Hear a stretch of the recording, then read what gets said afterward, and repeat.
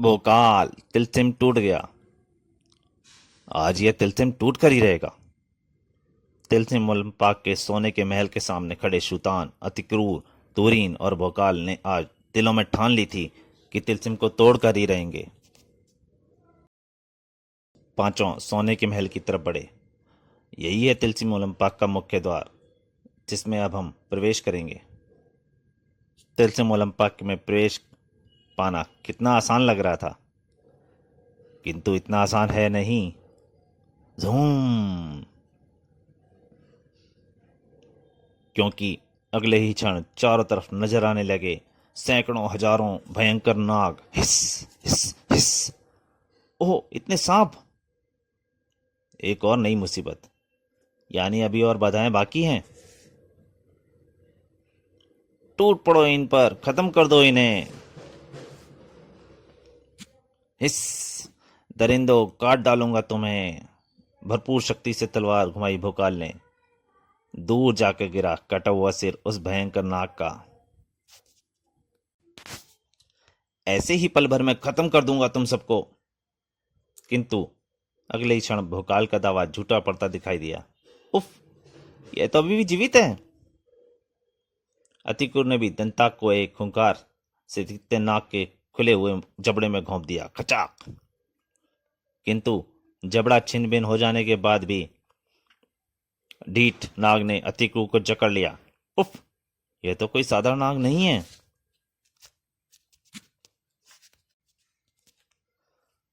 तुरीन की विदर्शन किरणों से बुरी तरह झुलस दिखाई दिखे कई नाग फन।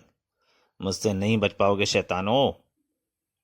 किंतु आश्चर्य की सीमा न रही उसकी भी, जबकि उफ, ये क्या मरे नहीं? बहुत तेजी से लपक कर उन नागों ने तुरीन को जकड़ लिया अपने मजबूत बंधनों में। अब जब हथियार का जोर ही ना चल रहा उन नागों पर, तो आंखों का क्या जोर चलता। मैं क्या करता? पूंछों से लपेट लिया कमबख्तों ने मुझे।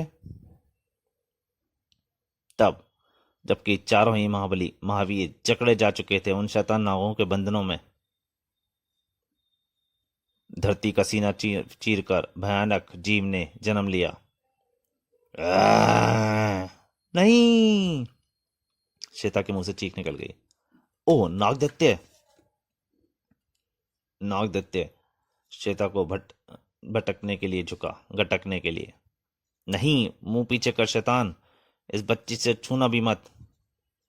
और यह बात सुनकर भी विचार नहीं बदला नागदैत्य ने। नहीं, बचाओ! रुक जा नीच! दैत्य उसे मौत के द्वार की तरफ ले जा रहा था। अपना संपूर्ण बल लगा दिया दोनों महाबली योद्धाओं ने। तो घबराना नहीं श्वेता, हम आ रहे हैं। शैतान दैत्य, अब मेरे क्रोध से तुझे कोई न बचा सकेगा। बिना एक भी पल गंवाए टूट पड़े दोनों शिकारियों के हाथों पड़ गया दोनों नाग दैत्य के ऊपर। श्वेता को शिकार समझ के नाग दैत्य दो खूंखार शिकारियों के हाथ में पड़ गया था। ये ले स्वाद चख पहले भोकाल की इस ठोकर का, और अति क्रूर के इस प्रचंड घूसे का स्वाद कैसा है। दांत बहुत कुलमला रहे थे तेरे कुछ खाने को, अब ये घूसा खाकर बता, बताएंगे तेरे सभी दांत। श्वेता को आजाद कराने के लिए अतिक्रूर ने तो नाग दैत्य की एक भुजाई उखाड़ ली। पहले तो इस बच्ची को आजाद कराऊं, फिर सबक सिखाऊंगा तुझे। जा बेटिया, तू कपाला के साथ खेल, इसे हम देख लेंगे। दर्द से चिल्लाते नागदैत्य ने अपने दुश्मनों की तरफ देखा।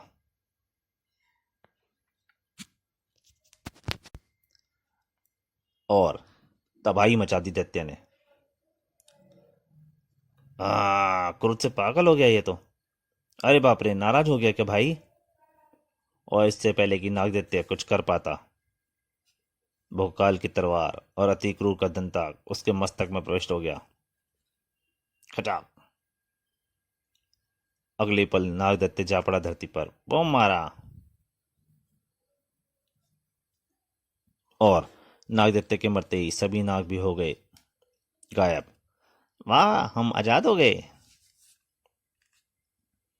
और अभी एक पल भी ना गुजरा था कि बस अब इससे आगे नहीं जा सकोगे तुम लोग। ओलंपाकिया तुम्हें खत्म कर देगा। अब ओलंपाक राज ने भेजा है मुझे तुम सबको मिट्टी का पुतला बना देने के लिए। तीव्र रोशनी बंद होते ही आंखों को भरपूर यत्न के बाद खोलकर सबने ओलंपिया को देखा। मेरे शरीर से निकलती यह रोशनी धीरे धीरे तुम सबको पुतलों में परिवर्तित कर देगी। भोकाल की तलवार आर पार हो गई ओलंपाकिया के शरीर से। हा हा हा, इन खिलौनों का मुझ पर कोई असर नहीं होगा। किंतु उसका कुछ न बिगाड़ सकी वह तलवार। तुरीन की शक्तिशाली किरणें भी कुछ नहीं बिगाड़ सकी उसका। मुझ पर सब कुछ बेअसर है। अति क्रूर का सिंबल भी व्यर्थ चला गया। हल्की तीव्र प्रकाश के आगे सुल्तान के नेत्र भी शांत हो रहे थे।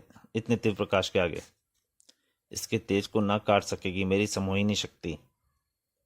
और देखते ही देखते सभी मिट्टी के पुतलों में बदलने लगे।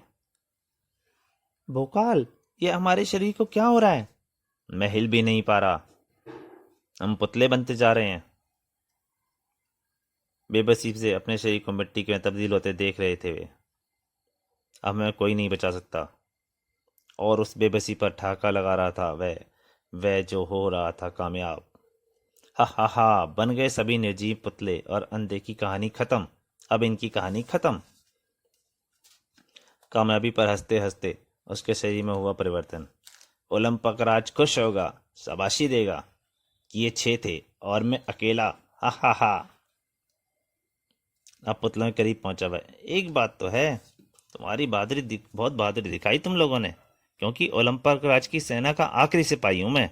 मेरे बाद तो बस ओलंपक राज को खुद ही आना पड़ता तुमको रोकने के लिए।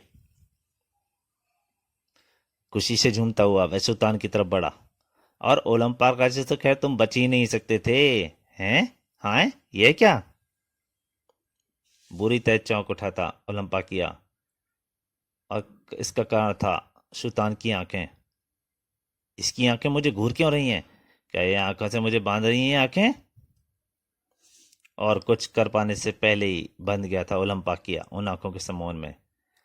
हाँ हजूर, गुलाम से भूल हुई जो आपको पुतला बनाया। लीजिए, मैं भी अपना जादू वापस ले लेता हूं। वापस ले लिया ओलंपाकिया ने अपना जादू। और सभी एक बार फिर जीत उठे। हम ठीक हो गए। हाँ, हम सभी सामान्य हो गए। कैसे हुआ ये? तभी गायब हो गया ओलंपाकिया। सफल होकर भी सुल्तान के सम्मोहन में आगे असफल हो गया था वह। सुल्तान ने रहस्य खोला इस चमत्कार का। जब मैंने देखा कि उसके प्रबल तेज के आगे हम कुछ नहीं कर पाएंगे, तो मैं चिर निद्रावस्था में आ गया और उसके जादू का पूरा प्रभाव अपने शरीर पर होने से बचा गया, जिसके कारण मेरा मस्तिष्क व मेरी आंखें दोनों सामान्य रहीं। और जब उसका तेज खत्म हुआ, वह मेरे करीब पहुंचा तो मेरे सम्मोहन ने उसे बांध लिया। फिर जो मेरे मस्तिष्क ने उसे आदेश दिया उसका उसने पालन किया। सुल्तान ने हम सबको दूसरा जीवन दिया है। अब जाने यह ओलंपक राज किस रूप में हमारे सामने आएगा।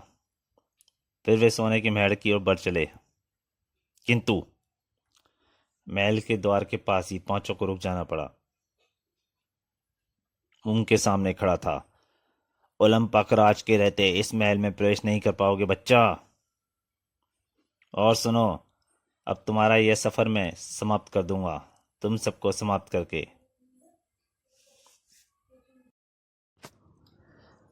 बढ़ चढ़कर बोलते ओलंपक राज की तरफ पहले बढ़ा सुल्तान। शैतान, देखूं तुझमें कितनी शक्ति है। ओलंपक ने तत्काल किया वार। तुझे तो कतई मौका नहीं दूंगा मैं। किरणें टकराई सुल्तान के सीने से। उफ! और किरणों ने जकड़ लिया सुल्तान को। उफ! मेरी आंखें जकड़ ली इन किरणों ने। ये मेरे शरीर की सारी शक्ति चूस रही है। मैं आजाद नहीं हो पा रहा हूं इससे। सन्नाटा खिंच गया सभी के चेहरे पर। अति क्रूर आगे बढ़ा और वह विशाल पेड़ उखाड़ लिया उसने। ओलंपक राज, मैं नहीं छोड़ूंगा तुझे। हा हा हा, मच्छर, मेरे असीम बल से परिचित नहीं है तू। मुस्कुराते हुए अति क्रूर पर भी किया उसने किरणों का वार। यानी महाबली मच्छर को मारना है मुझे? आह! उफ! भोकाल बचाओ, मैं सह नहीं सकता, इसे मर जाऊंगा मैं। पुतली तुरीन और नीच शैतान! तुरीन की उन विध्वंसक किरणों का ओलंपाक राज पर तो कोई असर नहीं हुआ, किंतु ओलंपाक राज की शक्ति से को वह पचा न सकी। उफ नहीं, यह असहनीय है। क्रोध से पगला उठा भोकाल। भोकाल की तलवार से नहीं बच सकेगा तू।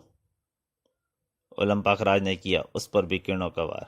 ले, तू भी चख ले स्वाद। ओलंपाक राज के गूंजते हुए ठाकों के बीच बहुत मुश्किल से खड़ा हो सका भोकाल। हा हा हा! हाथ झुके ओलंपाक राज के भोकाल पर वार करने को, और फिर किया उन्होंने किरणों का पार। अब तो भी अपने साथियों वाली स्थिति में पहुंच जाएगा। किंतु इस बार वह नहीं हुआ जो होता रहा था। एक तरफ से आती किरणें तलवार में समा गईं और तलवार से निकलकर वह किरणें जब ओलंपाक राज के शरीर से टकराईं, ओह! मैं मरा! ये किरणें मुझे जला रही हैं। यह कैसे हो गया? कहां से आ रही हैं ये किरणें? अपनी ढाल के साथ उड़ा भोकाल और आह! आखिरी चीख निकली ओलंपक राज के मुंह से। कटे हुए वृक्ष की तरह गिरा ओलंपक राज का निर्जीव शरीर धरती पर। खत्म हुई तिलसिम की आखिरी बाधा, किंतु किसकी सहायता से? तो दोस्तों, तिलसिम टूट गया का पहला भाग यहीं तक। इसके दूसरे और अंतिम भाग में जल्दी आपके सामने हाजिर होऊंगा। तब तक के लिए नमस्कार।